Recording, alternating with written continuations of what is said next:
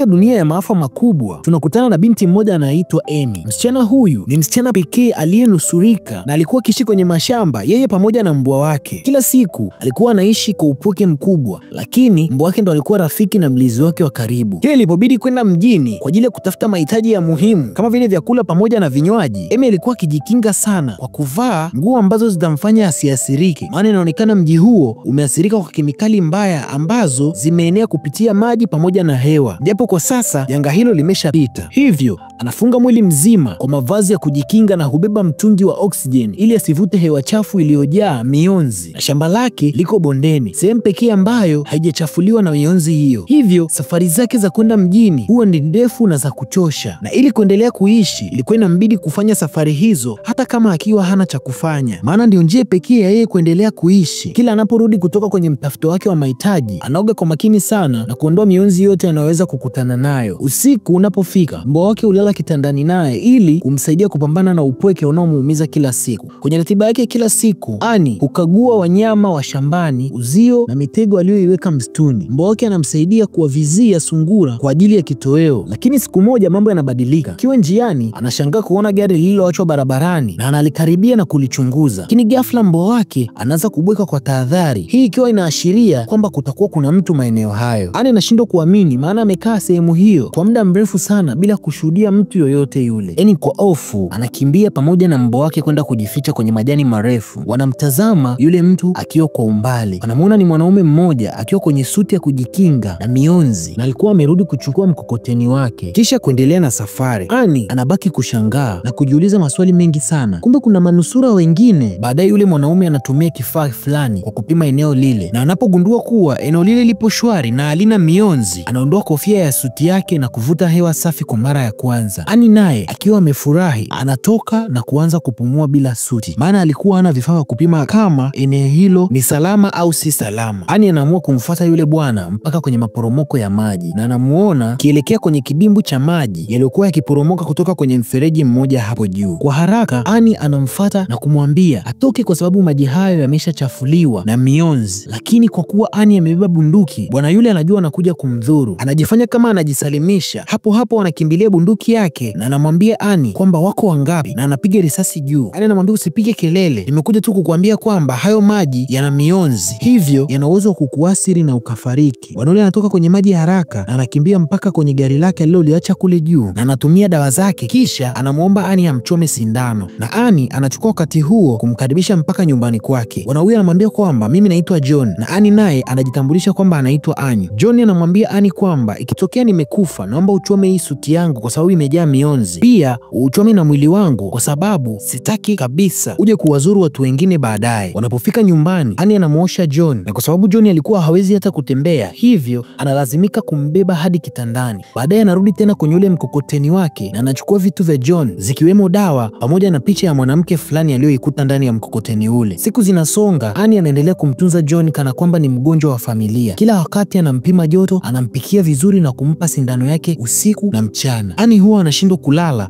baada ya kumsikia John akiwa anatetemeka usiku kwa homa kali, na anatumia vitambaa vya baridi tuliza joto lake hadi pale atakapokuwa sawa. Siku moja akiwa amechoka na usingizi umemchukua pembeni ya kitanda cha John, anaamka na kuanza kumwombea John. Asubuhi inapofika, anaenda kanisani kupiga kinanda kama sehemu ya maombi yake. Hatimaye John anaanza kupona na kuweza kutembea, ingawa bado anahitaji msaada zaidi. Annie anamweleza kuwa familia yake waliambiwa na baba yao wabakie kwenye bonde kwa sababu lingewakinga, lakini siku moja familia iliondoka kutafuta manusura wengine na hawakurudi tena, hivyo akawa amebaki peke yake. John anabaki kujiuliza maswali mengi sana. Kwa nini hilo bonde halikuathiriwa na mionzi? Mpaka leo hapo wanaweza kuishi. Kuna sayansi gani inayofanya hapa anashindwa kuathirika na mionzi iliyoathiri dunia nzima? Asubuhi inayofuata, Annie anamkuta Annie akiwa anafanya shughuli zake za kilimo kwa kutumia mikono tu, na anaenda mara moja mpaka kwenye maktaba ya nyumba na kuanza kusoma vitabu vya kilimo. Ingawa bado ni mdhaifu, anajitahidi na yeye kuwa wa msaada, asikae tu bure. Hivyo anampa ushauri wa kilimo na anamwambia kwamba tukitumia trekta pata mazao mengi sana na hivyo utarahisisha utendaji kazi wako. Annie anamwambia kwamba trekta halina mafuta, japokuwa kuna kisima cha mafuta hapa nyumbani, lakini pampu hazina umeme. John anamwelekeza namna ya kuendesha zile pampu ili kutengeneza umeme. Japo hawakufanikiwa, lakini jambo lile linampa motisha Annie na anakimbia mpaka kituo cha mafuta kwa mara ya kwanza na anafanikiwa kuleta mafuta nyumbani. John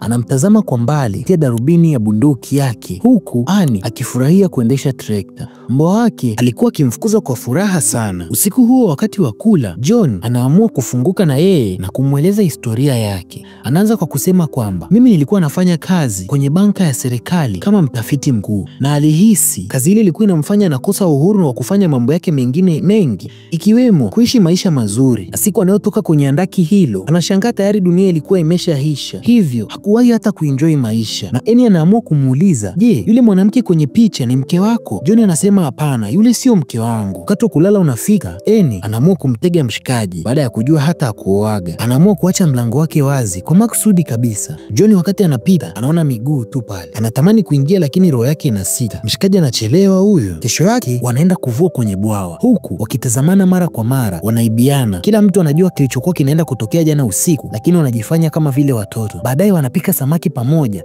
na Annie anamweleza kuwa lile bwawa ni salama kwa sababu chanzo cha maji yake kinatokea chini ya ardhi, hivyo hawa samaki hawana shida kabisa. Tatizo moja ambalo linanikera kuhusu lile bwawa, kipindi cha masika huwa linaganda na kuwa barafu kabisa, kwa hiyo nakosa maji pamoja na chakula ambacho ni samaki. Na anaendelea kwa kusema kwamba masika yaliyopita niliteseka sana na niliishi kwa shida kwa sababu hata jenereta la umeme pia lilikuwa limeharibika. John anaamua kulikagua na kugundua kwamba injini ilikuwa imeungua. Annie anajilaumu kwa kuunganisha TV kwamba huenda ndio chanzo la jenereta lake kuungua, lakini John anamwambia hapana, jenereta hilo ni la zamani sana, hivyo lingeharibika tu. Na Annie anaamua kutania kwamba kumbuka mwalimu wetu alishawahi kutupa project ya kutengeneza umeme kupitia viazi mbatata. Alivyosema vile, John anapata wazo pale pale na anaamua kumpeleka Annie kwenye maporomoko ya maji, na John anathibitisha kuwa anaweza kujenga gurudumu ambalo litatumika kuzalisha umeme, lakini anahitaji mbao nyingi sana na kwa haraka haraka kulikuwa kuna kanisa pembeni, hivyo anataka kulivunja kanisa hilo lilojengwa kwa mbao ili atengeneze gurudumu la kuzalisha umeme. Lakini Annie anakataa kabisa na anasema kwamba baba yake alijenga kanisa kwa ajili ya mahubiri ya kila Jumapili na anaamini bonde limekuwa salama kwa sababu kanisa hilo ndo linalolinda hilo bonde. Na John anajaribu kumshawishi Annie kwamba huenda kazi ya hilo kanisa ilikuwa ni kwa ajili ya kumpitisha kwenye kipindi cha mionzi ambayo kwa sasa imeshaisha, hivyo kanisa hilo halina kazi tena. Lakini Annie anakataa na kusema hapana, tafuta njia nyingine ila usiguse kanisa kabisa. Usiku mbwa anabweka sana mlangoni bila sababu. Asubuhi Annie anaendelea na kazi zake za kawaida huku John kifanya matengenezo ya mashine kwa ajili ya kutengeneza gurudumu la kuzalishia umeme. Baadaye Annie anaamua kutoka na kwenda sokoni kwa ajili ya kutafuta vitu vya kupika. Anarudi anamkuta John akiwa amelewa vibaya mno na John anamwambia kwamba sijawahi kunywa kabisa pombe, leo ndo mara yangu ya kwanza. Annie akamwambia basi taratibu, kwa sababu kama ni mara yako ya kwanza nenda nayo taratibu. John akiwa anaenda chumbani anaonekana amelewa sana na Annie anajaribu kumsaidia kumpeleka mpaka kitandani, lakini kabla hawajafika John anamkaba na kumwambia kwamba usio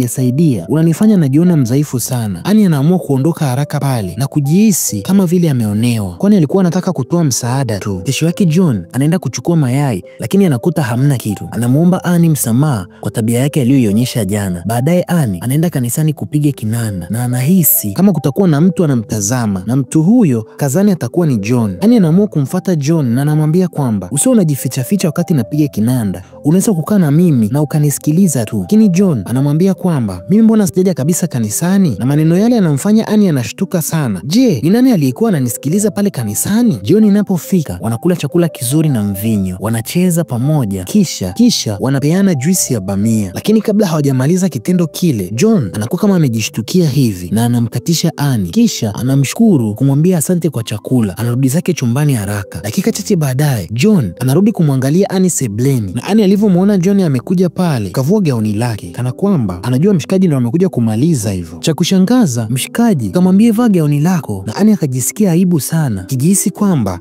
amejizalilisha na kujishusha kwa huyu bwana, kumbe mtu mwenyewe hana hata muda na yeye. Huyu jamaa sijui anafeli wapi. John akamwambia kwamba wewe ni mwanamke unayevutia sana, lakini tukifanya mapenzi sasa mambo yataharibika, na ninaamini tunahitaji muda baina yetu ili kujuana vizuri. Asubuhi inapofika Annie anamfuata John na kumwambia kwamba unaweza ukatumia lile kanisa kwa ajili ajili ya kutengeneza gurudumu la kuzalishia umeme, lakini John anakataa na kumwambia kwamba natafuta mbao zingine kwa sababu nikitumia kanisa hilo itakuumiza sana moyo wako na sitaki uumie kabisa. Basi Annie anakubaliana na lile wazo na anaenda zake shambani kuangalia mitego yake. Ghafla mbwa wake analia na kuelekea kilimani. Annie anaamua kumfuata na anakutana na bwana mwingine anayejitambulisha kwa jina la Caleb. Jamaa anasema kwamba hawezi kumzuru na anaomba hifadhi kwa muda mchache alafu ataondoka zake. Huyu inaonekana ndio ule jamaa aliyekuwa anamchungulia kanisani. Annie anampeleka Caleb mpaka nyumbani, lakini John anashtuka sana na bado kidogo ampigi risasi, lakini anatulizwa na Annie na John anatumia kifaa chake kumpima Caleb mionzi. Wakati Caleb anakiri kuwa yeye ndo aliyeiba mayai asubuhi, aliogopa kuomba kwa sababu watu wengi wamekuwa sio wakarimu, hivyo alikuwa anaona kama vile watamuua, na anaendelea kujieleza kwa kusema kwamba mimi nimeishi mpaka leo kwa sababu nilikuwa mgodini kipindi ambacho maafa ya mionzi yalipotokea, na wafanyakazi wenzangu ambao walitoka mapema kwa ajili ya kwenda kutafuta familia zao wengi hawakurudi na wala sina mawasiliano nao mpaka leo. Na anasema kwamba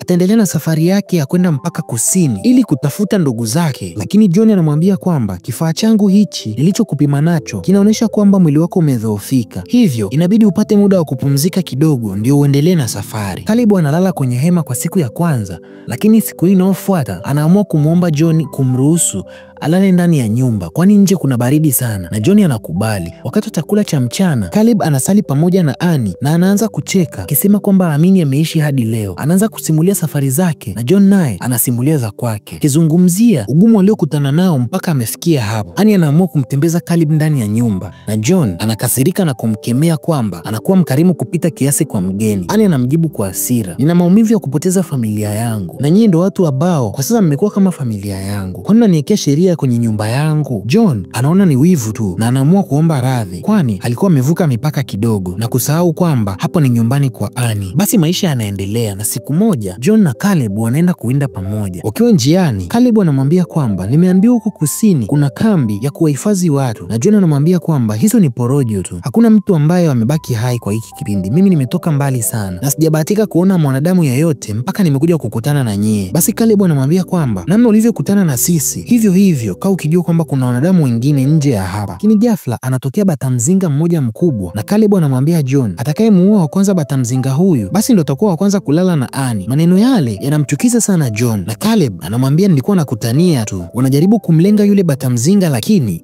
inashindikana, na John anampa mipango yake Caleb kwamba ana mpango kutengeneza gurudumu ambalo litawasaidia kutengeneza umeme pale nyumbani, ila hawezi kufanya hivyo sababu hana mbao na alikuwa anataka kutumia mbao zilizojenga lile kanisa. Caleb akiwa anamsikiliza John anafanikiwa kumuua yule ndege ambaye ni batamzinga. Wanapofika usiku wanakula chakula kizito maana leo wamepata batamzinga. Caleb anafufua hoja ya gurudumu la kutengeneza umeme, jambo ambalo linamkosesha John na Annie amani maana wameshazungumza sana na hawajawahi kufikia muafaka. Wanaanza kuzungumza na kutafuta mbadala wa kupata mbao, lakini hakuna vifaa vya kukata miti na majengo mengi ambayo yanahifadhi mbao yameshaharibiwa na mionzi, hivyo kanisa ndio njia pekee rahisi ya kupata mbao. Wanakubaliana kwamba kesho watavunja kanisa hilo na kutumia zile mbao kutengeneza gurudumu la kutengenezea umeme, na asubuhi inafika, kazi ya kwanza ni kubomoa kanisa kwa ajili ya kutengeneza gurudumu la kuzalisha umeme. Wakiwa kwenye kazi hiyo, Caleb na Annie wanaangaliana kwa macho ya matamanio, na macho yale John anashuhudia. Anaona jamaa, mbona anataka kuniovertake tena kwa huyu mtoto? Anasahau alishapewa chance ya kazingua. Siku kadhaa zinapita, John akiwa na wivu hivyo hivyo, lakini wanakamilisha kujenga gurudumu kwa ushirikiano. Lakini wivu wa John umeongezeka maradufu maana hawa watu wawili wamekuwa karibu sana. Baadaye Annie akiwa kwenye huzuni anarudi kwenye mabaki ya kanisa na Caleb anamfuata na kumpa faraja, kisha anamwalika watembee pamoja. Anamwambia kuwa baba yake alitaka kuwa mhubiri lakini alidanganywa na wanawake pamoja na pombe. Caleb naye anasema hakuwahi kwenda kanisani lakini amekuwa ni mtu wa imani sana, hivyo anaamini hata baba yake japokuwa hakuwa mhubiri lakini imani yake ndio iliyookoa bonde hili kushindwa kuathiriwa na mionzi. Annie anafurahi sana, anahisi amempata mtu ambaye anamuelewa, na wakiwa wanarudi wanaonekana wakiwa na furaha sana. Lakini kumbe John alikuwa anawatazama kwa wivu mkubwa, na anapofika John anaamua kumwambia Annie ya kwamba anamwamini sana na anampenda vile vile, lakini Annie hakusema chochote na anaamua kwenda chumbani kwake. Baadaye John akiwa ameenda chumbani kwake kulala, anashangaa Annie amemfuata. Tatizo la John, anaonekana akiwa amelewa sana na anashindwa kufanya chochote na Annie. Kitendo kile kinamvunja Annie moyo na uvumilivu unamfika kooni. Anashindwa kumngojea mwanaume ambaye hana hisia naye. naye. Kila akipewa chance anaharibu. Sijui jamaa anasubiria nini huyo. Basi Annie akiwa anatoka chumbani pale, kumbuka ni usiku ule ule, anaingia chumbani kwa Caleb. Jamaa anampokea na mabusu mengi vibaya mno, anampeleka mpaka bafuni na anamaliza mchezo. John anaendelea kusubiri tu, mwenzake kashapasua mambo. Asubuhi inapofika, wakiwa mezani wanapopata kifungua kinywa, Caleb anampapasa Annie kichwa mbele ya John. Annie anajisikia aibu, hivyo anaondoka mezani pale na kuacha wanaume wale wakikubaliana kuendelea na kazi bila Annie. Caleb anaamua kumuuliza John swali la uchokozi. Anamwambia kwamba hivi unatamani nisinge kujaga kwenye maisha yako Lakini John anakataa na kumwambia Caleb, wewe ni msaada mkubwa sana. Caleb anacheka na anasema kwamba kuna muda unaonekana unawivu sana unaponiona nikiwa karibu na Annie. Caleb naye zoba kweli, wewe ushamharibia mtu mahusiano yake, alafu bado unaendelea kumletea maneno. Caleb anamalizia kwa kusema kwamba nimeamua sitaondoka tena hapa kwenda kusini, bali nitaishi kwenye hii nyumba. Maneno yale anamuumiza John kinoma, na mshikaji ndo ameshafika na nilimkaribisha tu hapa juzi. Basi mchana unapofika, Caleb anavaa suti tena ili kumsaidia John kukamilisha mradi wa lile gurudumu la umeme, na wanamalizia sehemu za mwisho kabisa, na hatimaye gurudumu linaanza kufanya kazi kikamilifu. Baada ya kusherekea kidogo, Caleb anaanza kupanda juu ya mwamba. Kwa bahati mbaya anateleza, ila alikuwa amejifunga kamba na John anashika kamba ile kwa nguvu na kumzuia asianguke. Caleb anapanda tena, lakini anakosea tena mguu. Kwa mara ya pili John anamshika mara nyingine, lakini safari hii anamwangalia na anaanza kukumbuka maneno mshikaji alikuwa amemwambia kwamba hataondoka tena hapo kwenye hiyo nyumba, bali taishi milele. Maneno yale yanajirudia kwenye kichwa cha John na anamtazama Caleb kwa macho mazito. Ikiwa haijulikani kama ataamua kumuokoa au atamwachia kwenye hayo maporomoko, tunamuona John anarudi nyumbani na anajaribu kumuomba Annie msamaha kwa kushindwa kumzingatia jana usiku, kwani alikuwa amelewa sana. Ujamaa ajui jana usiku alichapiwa. Annie anaamua kumkatisha, kumwambia kwamba haina shida, usijali, lakini John anaendelea kwa kusema kwamba Caleb ameondoka na kwenda zake kusini. Annie anakataa kuamini kabisa, kwani mshikaji mikuaji anaondoka wakati jana ilikuwa ni sherehe baina yao wawili. Hivyo Annie anakimbia nje na kwenda kumtafuta Caleb kila kona, lakini hamuoni. Wakati huo John akiwa anamalizia kuunganisha mfumo mzima wa umeme na hatimaye nyumba nzima inapata umeme tena. Annie anarudi akiwa amejaa huzuni na anagundua kwamba John amehamishia kinanda chake kwenye store, hivyo anaenda kwenye kinanda na kukipiga taratibu, na John akiwa pale anasikiliza mziki ule unaowafariji wawili hao. Sisi ndo mashahidi kwamba huyu John aliamua kumwachia mshikaji akaangukia kwenye maporomoko ya mawe. Hii movie tunajifunza kwamba tunapopitia wakati mgumu wowote ule, imani, mapenzi na wivu vina uwezo wa kuunda na kuharibu maisha. Vinapotumika vibaya vinaweza kuwa tishio kwa binadamu, lakini vinapotumika vizuri vinaweza kujenga tumaini jipya na kuleta maisha mapya kwa walionusurika. Na wakumbusha wanangu kwamba mkipewa mnyamaze, mwache kuhadisia yasije akawakuta kama yaliyomkuta Caleb. Kufikia hapo unatakiwa ufanye kusubscribe pamoja na ulike, kisha unamtumia mtu ambaye unafahamu anahitaji kupata ujumbe huu.